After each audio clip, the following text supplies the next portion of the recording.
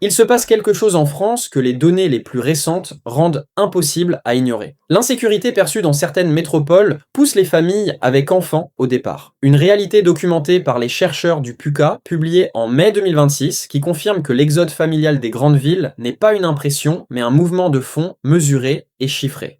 Et derrière ce mouvement national se cachent des villes précises, des territoires dont la combinaison de facteurs défavorables pour les familles est suffisamment documentée pour justifier que des parents refusent délibérément de s'y installer ou décident maintenant d'en partir. Les familles font un calcul simple et rationnel, elles comparent le coût de la vie avec leur budget, la qualité des écoles de quartier avec leurs aspirations éducatives, le niveau de sécurité avec ce qu'elles considèrent comme acceptable pour élever des enfants, et l'accessibilité des espaces verts et des équipements de loisirs avec ce dont elles ont besoin pour une vie familiale équilibrée. Le paysage scolaire français connaît depuis plusieurs années de profondes transformations. L'éducation nationale traverse une crise avec chute du niveau scolaire, pénurie d'enseignants et insécurité dans les établissements. Et dans certaines villes, cette crise du système éducatif est si avancée qu'elle est devenue à elle seule un moteur de départ pour des familles qui ont les ressources de choisir leur lieu de vie.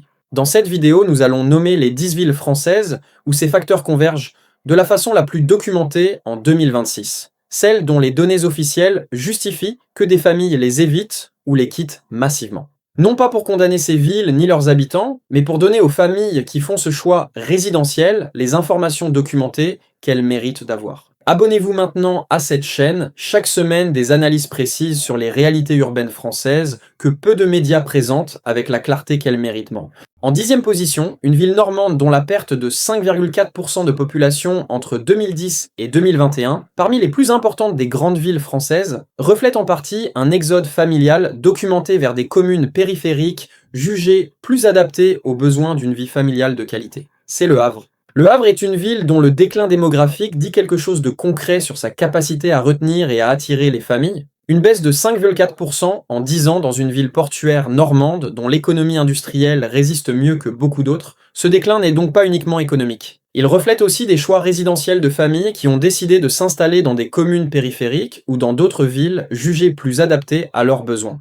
La désertification médicale dans certains quartiers du Havre est documentée. Des médecins généralistes qui partent à la retraite sans successeur. Des délais de consultation qui s'allongent pour des familles dont les enfants ont des besoins médicaux réguliers. Pour des parents qui cherchent un suivi pédiatrique de proximité, cette réalité est un facteur de choix résidentiel concret. La qualité des écoles dans certains quartiers est également une préoccupation documentée. Des établissements sous tension dont les résultats académiques ne correspondent pas aux attentes de familles qui cherchent le meilleur environnement éducatif pour leurs enfants. La désertification commerciale progressive dans certaines zones du centre havrais crée un environnement urbain qui correspond de moins en moins aux critères qu'une famille avec enfants recherche dans son cadre de vie quotidien. Des espaces publics animés, des commerces de proximité accessibles à pied, des marchés qui structurent la vie de quartier, autant d'éléments dont le recul progressif dans certaines zones rend le Havre moins attractif pour les familles qui ont le choix de leur lieu de résidence. En 9e position, une ville du Languedoc, dont la pauvreté massive dans certains quartiers, l'insécurité scolaire documentée et le taux de chômage parmi les plus élevés des villes méditerranéennes, créent un environnement peu propice à l'installation de familles aux revenus moyens qui cherchent stabilité et qualité de vie. C'est Perpignan.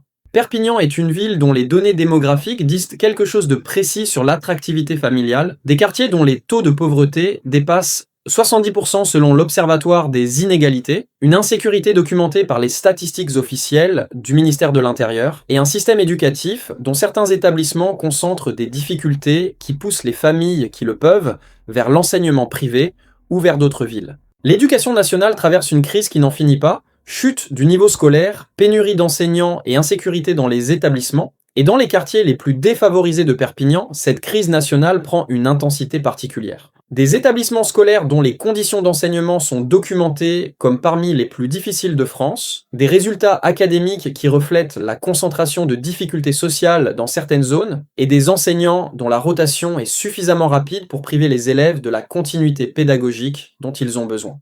Pour des familles qui font le calcul de la qualité scolaire dans leur choix résidentiel, ce que la grande majorité des familles actives font systématiquement, Perpignan présente en 2026 un environnement éducatif dont les indicateurs objectifs ne correspondent pas aux aspirations de parents qui cherchent à offrir à leurs enfants les meilleures chances de réussite scolaire. Et ce calcul éducatif, combiné aux préoccupations sécuritaires, suffit à écarter la ville de la liste des options sérieuses pour beaucoup de familles en mobilité résidentielle. En huitième position, une ville alsacienne dont la progression documentée de l'insécurité, le coût du logement supérieur à la moyenne et la pression sur les équipements familiaux créent un environnement de plus en plus difficile pour des familles aux revenus modestes et moyens. C'est Strasbourg. Strasbourg présente un profil paradoxal pour les familles, une ville dont les atouts sont nombreux et réels, une métropole européenne dont les équipements culturels et éducatifs sont d'une qualité reconnue, et pourtant une ville dont la progression de l'insécurité dans certains quartiers et le coût du logement en augmentation créent des obstacles croissants pour les familles qui cherchent à s'y installer. Le coût du logement à Strasbourg a progressé ces dernières années, une réalité qui pèse particulièrement sur les familles dont les besoins d'espace sont plus importants qu'un célibataire ou un couple sans enfants. Un appartement familial de 3 ou 4 pièces à Strasbourg représente désormais un budget locatif qui dépasse les capacités financières de familles aux revenus modestes ou moyens, les forçant à s'éloigner vers des communes périphériques dont les connexions avec la ville sont parfois insuffisantes pour une vie familiale fluide. L'insécurité perçue dans certaines métropoles pousse les familles avec enfants au départ. Et à Strasbourg, cette réalité se traduit concrètement dans les témoignages de familles qui ont quitté certains quartiers dont l'atmosphère a changé. Des espaces publics dont la fréquentation est devenue anxiogène pour des parents accompagnés d'enfants, des abords d'établissements scolaires dont la sécurité est une préoccupation documentée, autant de signaux qui font pencher la balance vers des communes ou des villes perçues comme plus adaptées à l'éducation d'enfants dans un environnement serein. En 7e position, une ville du Rhône dont la chute spectaculaire de 67 places dans le classement des villes où il fait bon vivre en un an, combinée à un taux de criminalité parmi les plus élevés de France, a produit des départs documentés de familles qui refusent de compromettre la sécurité et la qualité de vie de leurs enfants. C'est Grenoble. Grenoble a perdu 67 places dans le classement officiel des villes où il fait bon vivre en un an, un signal documenté que la qualité de vie globale dans cette ville s'est dégradée à une vitesse qui dépasse ce que les seules données sécuritaires peuvent expliquer.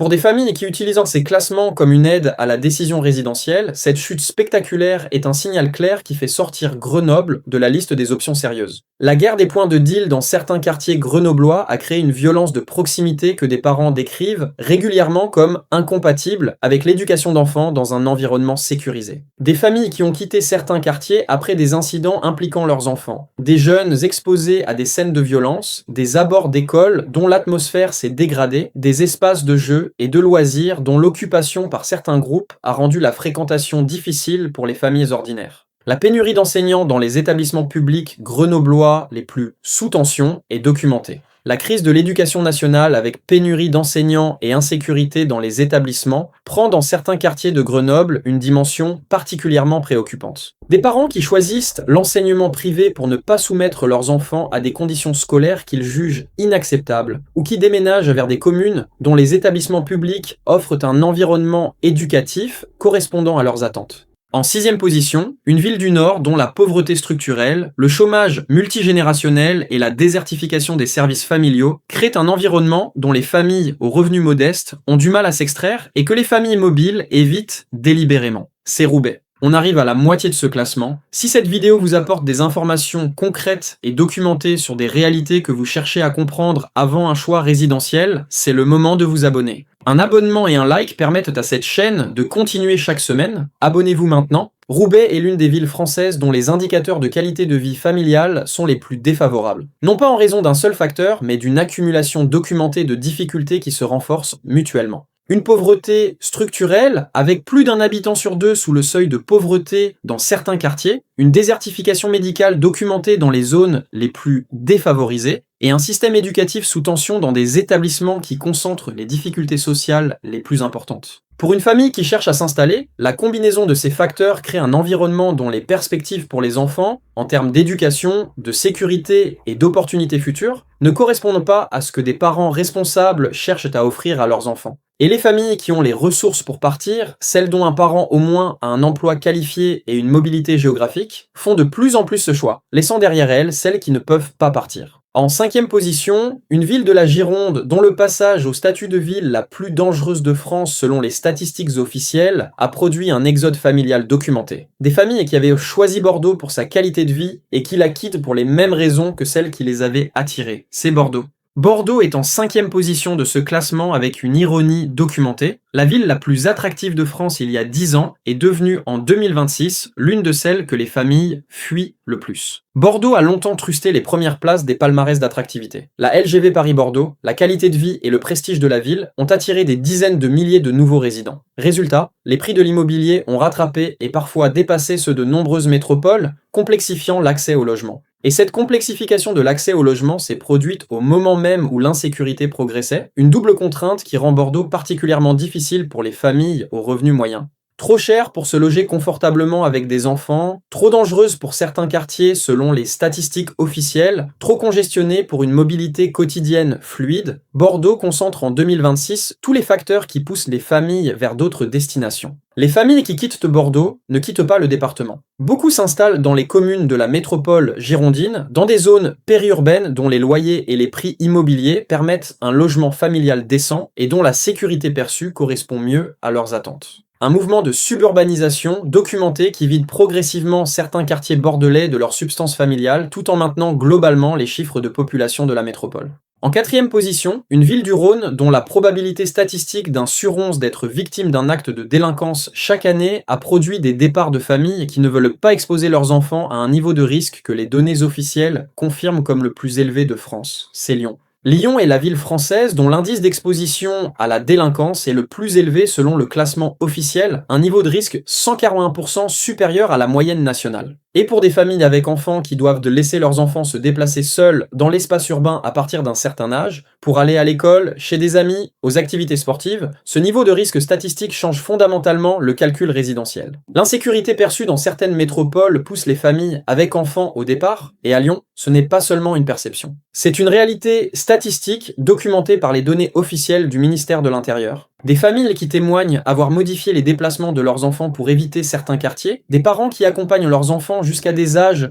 où ils auraient naturellement acquis leur autonomie dans d'autres villes. Autant d'adaptations qui disent que l'insécurité lyonnaise contraint quotidiennement la liberté de mouvement des familles et de leurs enfants. Le coût du logement à Lyon est par ailleurs l'un des plus élevés des grandes métropoles françaises, hors Paris, créant une double contrainte particulièrement difficile pour des familles qui ont besoin d'espace. Un appartement familial de 4 pièces à Lyon représente un budget locatif ou d'achat qui exclut progressivement les familles aux revenus moyens des zones centrales et bien desservies, les forçant vers des périphéries dont les connexions avec les centres d'emploi sont parfois insuffisantes. En 3e position, une ville dont la combinaison de loyers qui dépassent la pension de retraite, de coûts de la vie parmi les plus élevés de France et d'insécurité documentée en fait une ville où élever des enfants coûte si cher et comporte suffisamment de difficultés pour que des familles l'évitent délibérément. C'est Marseille. Marseille présente pour les familles un tableau d'une complexité particulière, une métropole dont les atouts naturels et culturels sont indéniables, mais dont les indicateurs familiaux, qualité scolaire dans certains quartiers, sécurité dans les zones les plus exposées, accessibilité des services de santé dans les secteurs défavorisés, sont parmi les moins favorables des grandes villes françaises.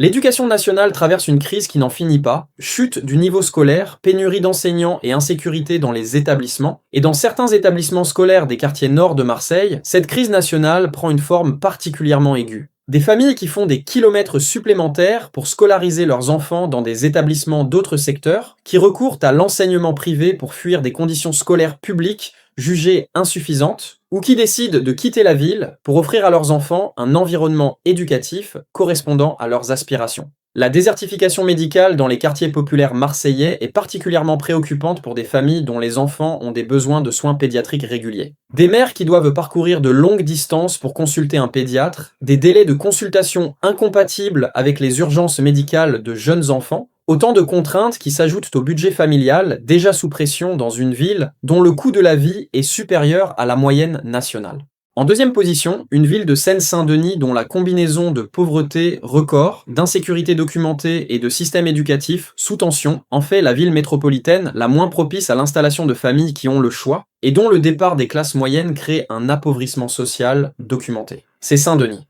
Saint-Denis est en 2e position de ce classement des villes que les familles fuient ou évitent, une position justifiée par des données qui convergent sur tous les critères qui comptent pour les familles dans leur choix résidentiel. Le taux de pauvreté le plus élevé de France métropolitaine à 28,4%, un environnement social dans lequel les familles aux revenus moyens et supérieurs font le choix de ne pas s'installer pour préserver les opportunités sociales de leurs enfants. L'insécurité documentée dans l'espace public et dans les transports, et un système éducatif sous tension dans des établissements dont les indicateurs de réussite sont parmi les plus bas de France. Les familles qui font le choix de Saint-Denis malgré ces données sont soit des familles qui n'ont pas d'autre option financière, soit des familles qui ont pris le parti délibéré d'investir dans un territoire en transformation. Mais pour les familles qui ont le choix, celles dont un parent au moins a un emploi qualifié, un revenu suffisant et une mobilité géographique, Saint-Denis sort systématiquement de la liste des options sérieuses dès que les critères de sécurité scolaire et de qualité éducative sont intégrés dans le calcul. Les familles plébiscitent les établissements privés et hors contrat pour des méthodes pédagogiques exigeantes, une étroite coopération avec les parents et des classes à effectifs réduits, et à Saint-Denis, le développement de ces alternatives dit quelque chose sur la façon dont les familles qui restent s'organisent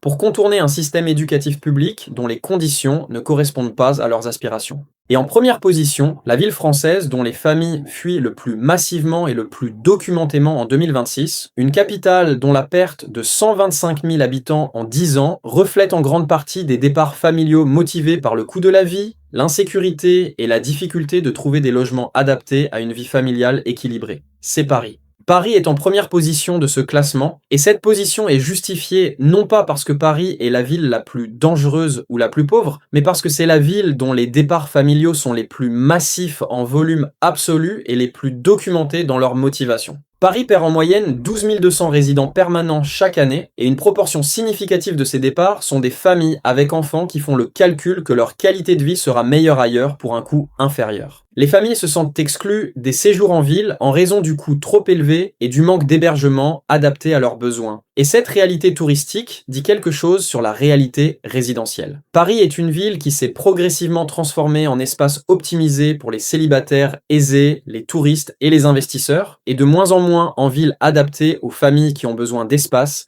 de sécurité quotidienne et d'établissements scolaires de qualité accessibles dans leur quartier de résidence. Le coût d'un logement familial à Paris est devenu insoutenable pour l'immense majorité des familles françaises. Même dans les arrondissements périphériques, un appartement de 4 pièces représente un loyer mensuel qui absorbe la quasi-totalité du revenu d'un ménage au revenu moyen. Et dans certains arrondissements, la proportion de logements inoccupés dépasse les 30%. Des appartements transformés en location touristique ou en résidence secondaire qui privent des familles de logements dont la taille correspondrait à leurs besoins.